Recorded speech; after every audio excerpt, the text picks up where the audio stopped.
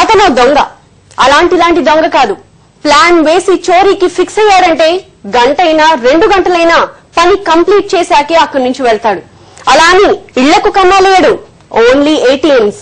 డబ్బులు దొరికినా దొరక్కపోయినా డబ్బా పగలగొట్టాల్సిందే. పనిలో మనవాడి కమిట్మెంట్ అలాంటిది. మొన్న లేటెస్ట్ గా హైదరాబాద్ చే నంబర్ లో ఒక ఏటీఎం చోరీకి ట్రై చేశాడు. అంతా పక్కగానే జరిగినా లాస్ట్ లో కథ అడ్డం తిరిగింది. సత్తార్ అడ్డా హైదరాబాద్ మలక్పేట్. ఏటీఎంలు దొంగతనం చేయడంలో స్పెషలిస్ట్. హైదరాబాద్ లో ఈ నెల 1వ తేదీన ఇదిగో ఈ ఏటీఎం లో చోరీ చేద్దామని ట్రై చేశాడు.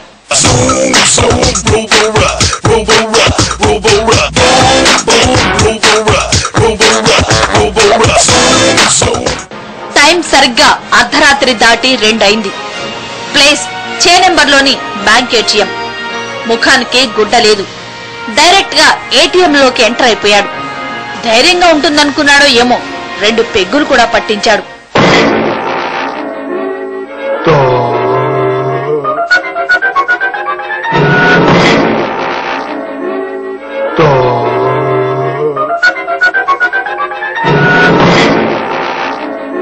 లేట్ చేయకుండా కామ్ షురూ చేశాడు.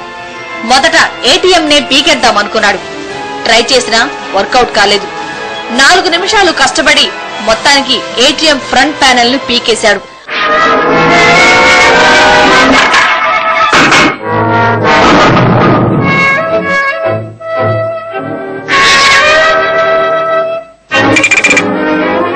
ప్యానెల్ అయితే ఊడింది కానీ అందులో ఏముందో అర్థం కాలేదు మనోడికి.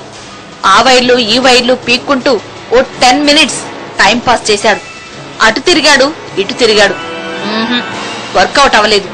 డబ్బులొస్తాయేమోనని బటన్స్ అన్నీ కలిపి నొక్కాడు. అయినా పని అవ్వలేదు. ఈసారి ఇలా కాదని సీరియస్ గా ట్రై చేశాడు. మళ్లీ వైర్లన్నీ కదిపాడు. కింద సెటిల్ అయి తాళం తీయడానికి ప్రయత్నించాడు. దాదాపు అరగంట సేపు సత్తా చూపించాడు. కాని కింద మనీ ర్యాక్ మాత్రం తెరవలేకపోయాడు. చేతికి 4 నట్లు 4 బోల్ట్లు మాత్రం దొరికాయి. 2 రోజుల తర్వాత అదే ప్రాంతాల్లో అనుమానాస్పదంగా తిరుగుతున్న సత్తార్ను పోలీసులు అదుపులోకి తీసుకున్నారు. అయితే సత్తార్ను విచారించిన పోలీసులు బిత్తరపోయారు. చే నెంబర్తో పాటు అంతకుముందు మరో 4 ఏటీఎంలను ధ్వంసం చేసినట్లు సత్తార్ ఇంట్రాగేషన్ లో ఒప్పుకున్నాడు. అన్ని కేసుల్లో తప్పించుకున్న సత్తార్ ఇప్పుడు మాత్రం అడ్డంగా బుక్ అయ్యాడు.